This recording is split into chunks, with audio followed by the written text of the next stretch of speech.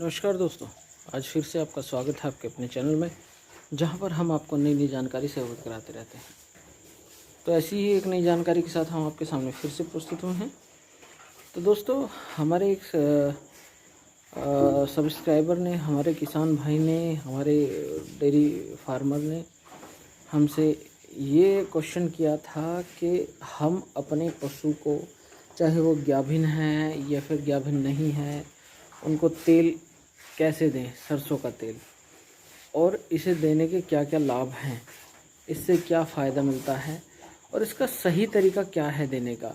यदि हम दलिए में देते हैं तो दलिए में कई बार पशु नहीं खाता है, उसमें पानी भी होता है, तो कई बार वो पशु धसकने लगता है। यदि आप दलिए, कुछ पशु की प्रवृत्ति ऐसी होती है, जिस तरह से मनुष्य का शरीर वात, पित्त और कफ के संतुलन से बना होता है, उसी तरह से जो गाय है, गाय का भी शरीर मनुष्य शरीर से केवल थोड़ा ही भिन्न है। वरन गाय का जो बॉडी स्ट्रक्चर है, जो उसकी संवेदनशीलता है या फिर उसकी जो सोचने समझने की शक्ति है, वो मनुष्य के बराबर ही है।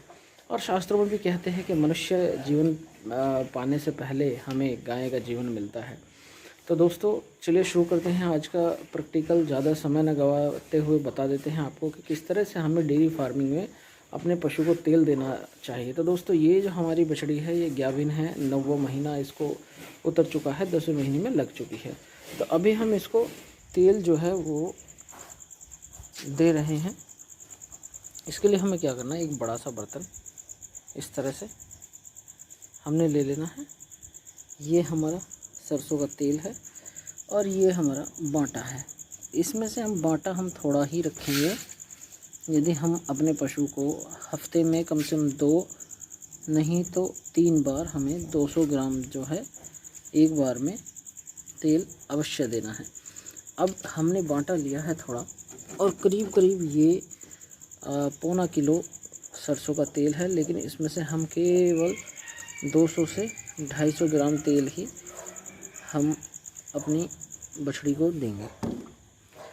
इसमें ये हमने बाटा तैयार किया और इस बाटे को अच्छी तरह से मिक्स कर लिया हमने।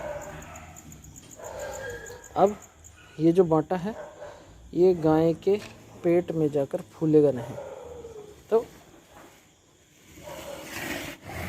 अब इस तरह से हम अपनी गाय के आगे इसको रख देंगे। आप देख सकते हैं कितने अच्छे तरीके से और बड़े ही चाव के साथ गाय जो है इसको खा रही है।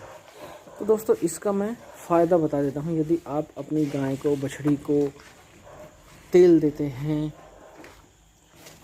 तो उससे होता क्या है कि जो आपका पशु है, जब उसको प्रसव होगा, जब वो ब्याएगा, तो उसका जो जेर डालने में और बच्चा बाहर आने में कोई समस्या नहीं आएगी।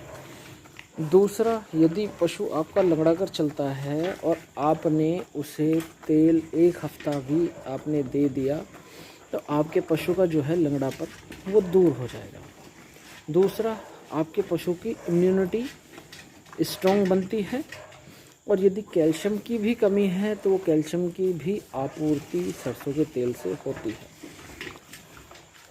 तीसरा दोस्तों, कि जब हम अपने पशु को सरसों का तेल देते हैं, तो यदि पशु के शरीर में कहीं भी ड्राइनेस है, चाहे वो उसकी पेट में हो, बॉडी में हो या फिर कहीं भी हो, अब जब भी हमारी ये जो गाय है ये ब्याएगी, बच्चा जनेगी, तो इसके प्रसव संबंधित हमें कोई भी समस्या नहीं आएगी।